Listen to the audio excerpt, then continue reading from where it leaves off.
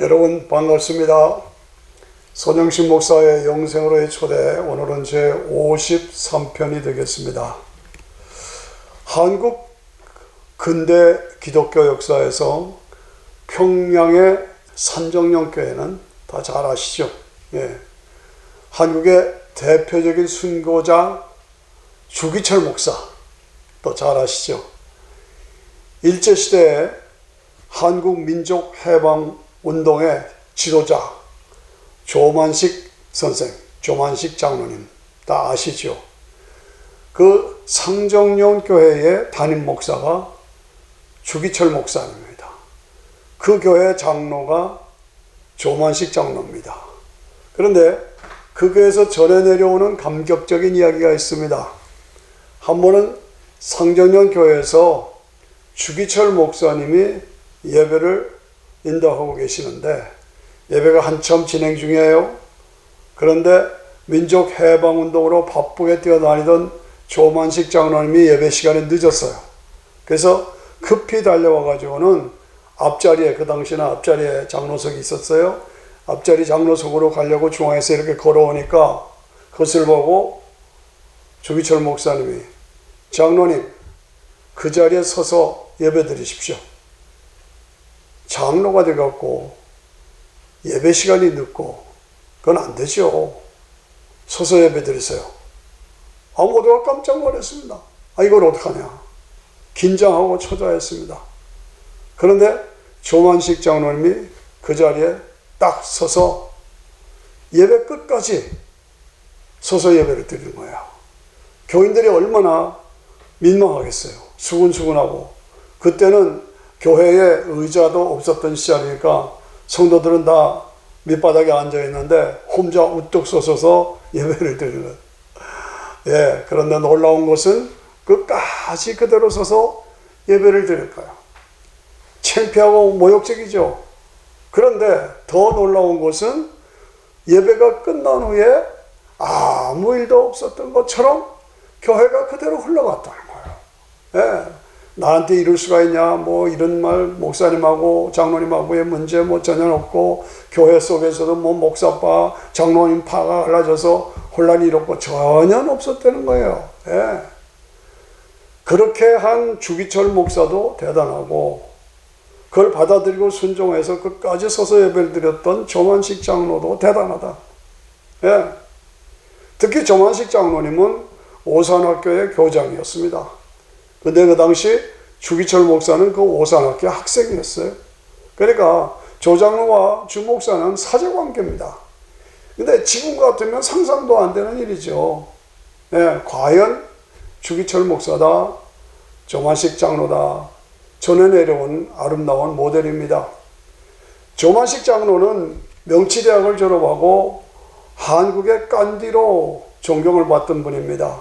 독립운동가고 민족해방 지도자로 조선일보 사장을 거치시고 교육자로 오산학교 교장도 하시고 주기철 목사님과 함께 신사참배 반대 운동에 앞장서신 분이에요. 투철한 신앙인이고 민족해방을 위한 애국의 모델을 보여주신 분이죠. 우리 나중에 소련군에게 감금되어서 6.25 전쟁 때 남쪽에서 평양을 점령하니까 다 도망가면서 결국은 총살을 해서 순교하셨다라고 우리가 알고 있습니다. 주기철 목사님은 평생 기독교 신앙을 몸으로 실천하신 목회자입니다. 일제와 싸우면서 끝까지 신앙의 순결을 지킨 신앙 모델이죠.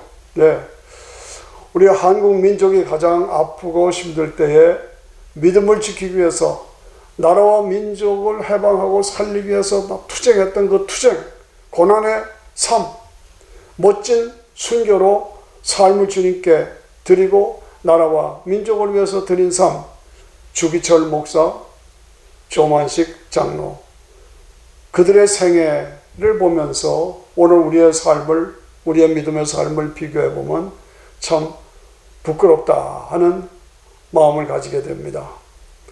주기철 목사님의 순교 얘기입니다. 일본 형사들이 신사참배를 놓고 고문하고 고문해도 말을 안 듣는 거예요. 그러니까 마지막 판에 감옥에서 집에 갔다 오라고 휴가를 보냅니다. 이게 집에 비틀비틀하고 갔더니 사모님이 부인이 당신 왜 왔느냐고, 그 감옥에서 죽어야지 왜 왔느냐고, 돌아가라고 그렇게 대단한 얘기죠. 예. 드디어 산정면 교회에서 마지막 예배 설교를 합니다. 사람들이 인사인으로 몰려들었어요. 일본 형사들이 와서 딱 진을 치고 있는 겁니다. 그때 본문의 말씀이 로마서 8장 18절에 생각한데 현재의 고난은 장차 우리에게 나타날 영광과 좋게 비교할 수 없도다. 야, 그 앞에서 생각한데 현재의 고난은 장차 우리에게 나타날 영광과 좋게 비교할 수 없도다 선포합니다. 그 설교를 마지막으로 하고 감옥으로 들어가서 천국 신앙을 선포하고 감옥으로 들어가서 순교하신 것입니다. 주기철 목사님, 조만식 장로님, 그들의 믿음은 도대체 어떤 믿음이냐? 예, 그들은 하나님의 실존하심과 실제 영광의 보좌에 앉아 계시는 실제적인 존재이심을 믿었다. 하나님의 존재를 믿었다. 그 하나님께서 독생자 예수님을 보내주셔서 우리를 죄와 사망에서 구원해 주신 그것을 믿었다. 그리고 아버지 집 천국, 영원한 영생이 나에게 보장되어 있다는 것을 믿었고, 주를 위해서 수고한 자들에게 하나님께서 상 주시다는 것을 믿었다.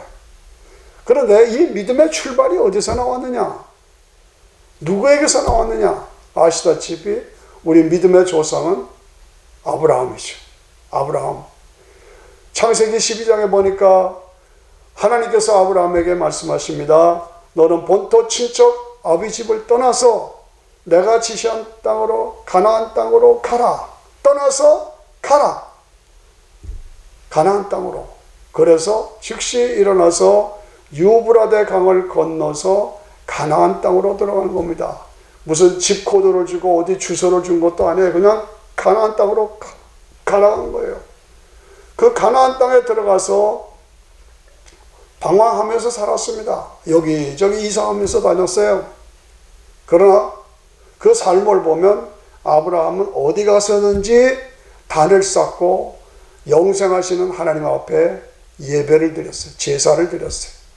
그 다음에 장막을 쳤어요. 가정 중심으로. 그리고 우물을 팠어요. 그 당시는 유목민들이니까 우물이 중요하죠. 그래서 어디를 가나 삼각형의 삶을 살았다. 단을 쌓았다. 예배 중심으로 살았다. 신앙 중심으로 살았다. 가정 중심으로 살았다. 우물을 팠다. 사업 중심으로 살았다. 그리고 어디로 가나 히브리 사람이다. 히브리 사람은 뭡니까? 믿음으로 하나님의 말씀에 순종해서 믿음으로 유브라데 강을 건넌 사람이다. 구원받은 하나님의 사람이다. 하늘에 속한 하나님의 사람이다라는 뜻이에요. 히브리어로. 그래서 믿음과 순종과 인내로 살았어요. 오늘 우리의 삶의 영적인 삶의 모델이 뭡니까? 우리도 아브라함처럼 교회 중심, 신앙 중심, 그리고 가정 중심, 직장 중심의 삼각형, 교회, 가정, 직장, 가정, 교회, 삼각형의 삶을 살아야 정확합니다. 이 삼각형의 살면서 더해가지고 플러스해서 뭐 잡아당긴다. 아시죠? 잡아당긴다. 도박장에 간다고 말입니다. 꺾어 마신다. 술 마신다. 뭐 이렇게 되면 그쪽으로 치우치게 되면 반드시 문제가 생기는 걸 제가 봤습니다. 오랜 목회 경험을 통해서 이 삼각형의 삶에서 벗어나면 아무리 교회 생활, 신앙 생활을 잘해도 인생 파괴되고 건강 파괴되고 재정 파탄나고 가정 파탄나고 영적인 파탄나는 것을 저는 너무너무 많이 보았습니다. 그렇습니다. 그런데 아브라함이 100세에 이삭을 낳습니다. 그런데 이삭을 모리안 산에 제물로 드리라. 하나님 명령하십니다. 깜짝 놀랄 일이죠. 그런데 아브라함은 믿음으로 순종하고 이삭을 드립니다.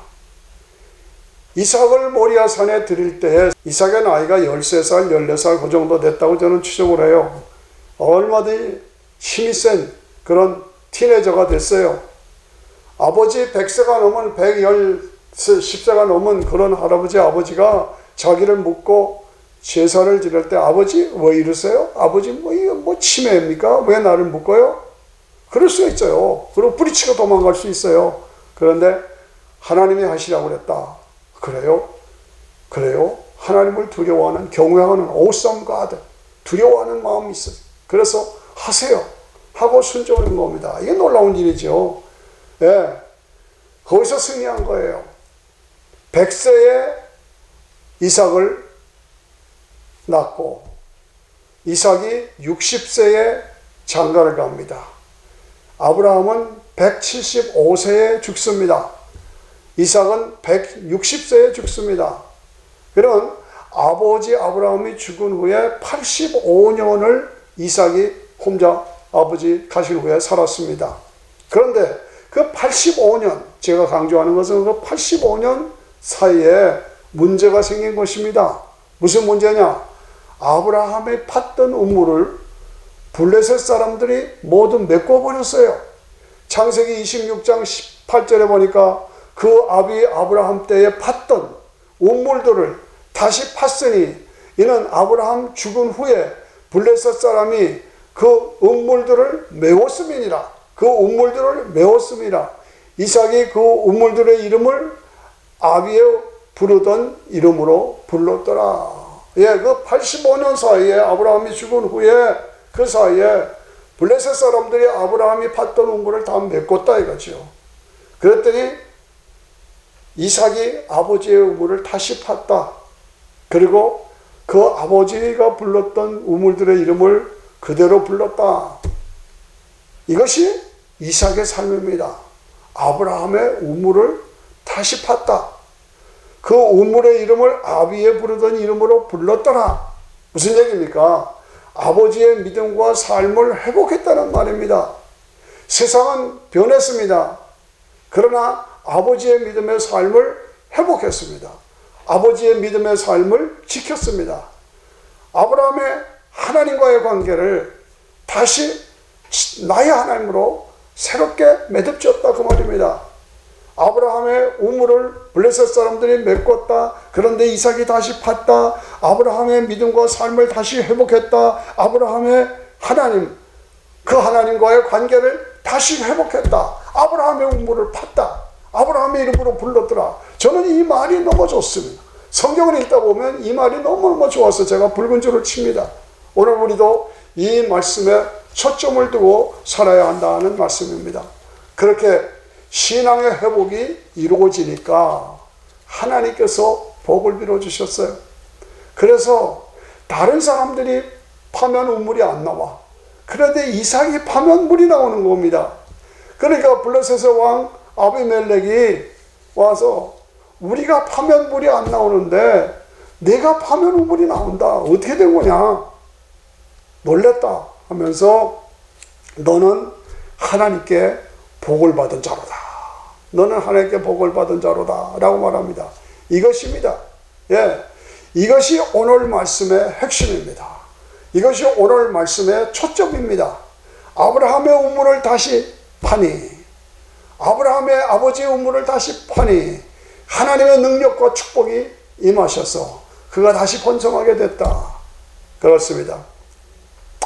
오늘 우리 한국의 혼란, 위기 너무나 심하죠. 코로나로 어렵고 홍수로 어렵고 집값 파동으로 혼란에 빠지고 이념 전쟁으로 혼란이 구석구석에 끝이 없이 편안이 없지요. 예. 어떻게 해야 합니까? 우리 대한민국도 아브라함의 우물을 다시 파야 한다는 말입니다. 네. 아브라함의 삶, 삼각형의 삶, 예배 중심, 가정 중심, 사업 중심, 그리고 나는 믿음으로 유브라데강을 건넜다. 나는 하나님의 사람이다. 하나님의 일꾼이다. 라는 히브리인의 삶. 예. 이런 삶이 이삭의 삶이 된 거예요. 이삭이 아브라함의 삶에 우물을 다시 팠다고 말입니다. 그래서 믿음의 흐름이 그대로 흘러가고 축복의 흐름이 그대로 흘러가고 사명의 흐름이 그대로 흘러간 겁니다. 예.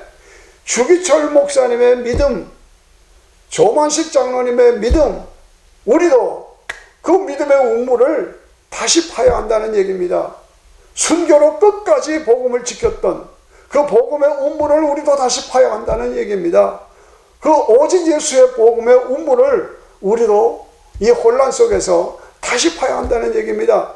우리 선조들이 지켰던 그 복음의 투쟁, 나라와 민족을 살리기 위한 그 믿음의 씨름, 그 우물을 우리도 다시 파야 합니다. 하나님께서 아브라함에게 말씀하십니다. 내 씨로 말미암아 천하 만민이 복을 받으리라. 그 아브라함의 씨에서 이삭이, 거기서 야곱에서 12지파 아들들이, 그리고 애굽으로 올라가서 내려가서 400년 동안 큰 민족을 이룹니다. 그리고 홍해바다를 건넙니다. 광야 40년 길을 지납니다. 마침내 가나안 땅으로 들어갑니다. 거기서 마침내 다윗 왕국을 이룹니다. 그 아브라함의 씨에서 다윗의 왕권을 가진, 그 아브라함의 씨에서 다윗의 왕권을 가지고 처녀 마리아의 몸을 빌어서 이 땅에 오신 하나님의 독생자 예수 그리스도, 그 예수 그리스도께서 십자가에서 죽으시고 부활하셨어요. 그 십자가와 부활을 믿는 자에게 은혜로 죄사함과 영생을 주신 그 복음의 중심인 예수 그리스도, 그 메시아 왕국에서 왕노릇하며 살 그 영광을 누릴 권세를 받은 우리들, 나를 위해서 죽어주시고 영원한 영광의 자리를 주신 그 예수 그리스도의 십자가의 복음, 부활의 복음, 그 십자가와 부활의 복음은 확실합니다. 완전합니다. 유일합니다. 분명합니다. 하나님이시라도 독생자를 보내셔서 인간의 죄와 죽음의 문제를 해결해 주시는 것, 이것이 가장 좋은 방법이고 이것이 완전한 방법이기 때문에 하나님께서 우리를 사랑하사 독생자를 보내주신 것입니다. 어떻게 하나님이 사람이 되느냐, 어떻게 처녀가 애를 낳느냐, 어떻게 하나님이 인간을 위해서 죽냐, 어떻게 죽었다가 다시 살아나냐, 하나님이시니까 가능한 거예요. 하나님이시니까 가능한 것이요. 이것이 인간을 죄와 사망에서 구원하시기 위한 하나님의 지혜요, 하나님의 능력이요, 하나님의 방법이요, 하나님의 약속이요, 하나님의 은혜요, 하나님의 거저주시는 선물입니다. 그렇습니다. 죄와 사망에서 우리가 구원받을 방법은 오직 이 예수님의 십자가와 부활을 믿는 것 외에는 다른 방법이 없습니다. 오직 예수 그리스도의 십자가의 복음, 이 복음의 우물을 우리가 다시 파야 된다 그 말이죠. 예, 이 아브라함의 우물을 다시 파야 합니다. 오늘 이단들이 난무하고 이단들이 활개를 치고 아브라함의 우물을 블레셋이 메꿨던 것처럼 이 이단들이 복음을 메꿔버립니다. 혼란시킵니다. 교회 내에서도 각종 이단들이 들어와서 복음의 우물을 메꿉니다. 진화론이 들어옵니다. 모슬림이 들어옵니다. 동성애가 들어옵니다. 혼합주의가 들어옵니다. 다원주의가 들어옵니다. 자유주의가 들어옵니다. 다른 종교 믿어도 다 같이 화합하자, WCC가 들어옵니다. 그래서 우리가 묻는 십자가와 부활의 복음, 아브라함의 씨에서 다윗의 왕권을 가지고 이 땅에 오신 예수 그리스도의 십자가의 복음을 오염시키고 변질시키고 탈색시키고 탈선시켰어. 이것이 오늘의 모습 아닙니까? 오직 예수의 복음을 수호하는 교회로, 오직 예수의 복음을 다시 살리는 교회로 아브라함의 우물을 다시 파야 한다는 얘기입니다. 그렇습니다. 우리는 부르짖어 기도해야 합니다. 십자가의 보혈이 강같이 흐르는, 은혜의 생수가 강같이 흘러넘치는 복음의 원천지로 우리 선조들의 신앙을 회복해야, 우리 또 이 십자가의 복음, 오직 예수의 복음의 우물을 다시 파야 한다는 겁니다. 누가? 교회들이, 교회 목회자들이, 성도들이 아브라함의 우물을 다시 파야 한다. 오직 예수의 복음을 다시 파야 한다. 동방의 예루살렘으로 불렸던 평양, 이것이 회복되도록, 김일성의 뿌리, 공산당의 뿌리, 독재의 뿌리, 무신론의 뿌리, 이 악의 뿌리를 뽑아주시도록 우리 하나님 앞에 부르짖어 기도해야 합니다. 오늘 한국의 번성에, 한국이 저렇게 번성한, 이렇게 번성한 그 번성의 기초가 뭡니까? 복음화가 먼저 이루어진 겁니다. 그리고 산업화가 이루어진 겁니다. 그리고 민주화가 이루어진 겁니다. 그런데 이제 와서 주기철 목사를 순교시킨, 조만식 장로를 총살시킨 사회주의로, 공산주의로, 무신론으로 다시 간다고? 이게 제정신입니까? 이게 말이 되는 겁니까? 예. 우리 믿음의 선조들이 그 일제의 압박을 이겨내면서, 그 공산당의 총칼을 막아내면서, 그 굶주린 보릿고개를 넘겨가면서 이룩한 오늘의 번성, 믿음으로, 기도로 땀 흘려 이룩한 대한민국. 그런데 이제 와서 교회를 다 헐어버리고, 교회를 다 불태워버리고, 그래서 성도들을 다 말살하고, 그래서 거지가 된 북한을 보면서도 뚱보 대지를 보면서도 그쪽으로 간다고? 그쪽으로 가야 한다고? 하나님께서 그대로 두시겠습니까? 예, 이것을 알고 보면서도 교회들은 입을 딱 다물고 있어. 가만히 있어. 목사들은 눈치를 보면서 가만히 있어. 공산주의가 무엇인지도 모르고 좌경하던 목사들, 정신 차려야 돼요. 뭐 하자는 거예요? 목사들이. 기독교와 공산주의는 공존할 수가 없는 겁니다. 그렇습니다. 예.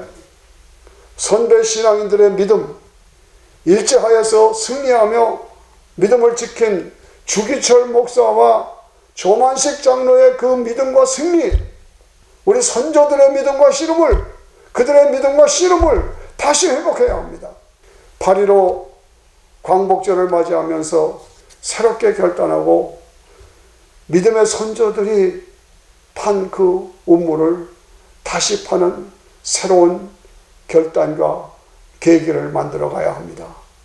주기철 목사를 죽인 그 혼합주의, 다원주의, 자유주의, 조만식 장로를 죽인 그 사회주의, 공산당, 김일성주의, 그리로 다시 가겠다고요?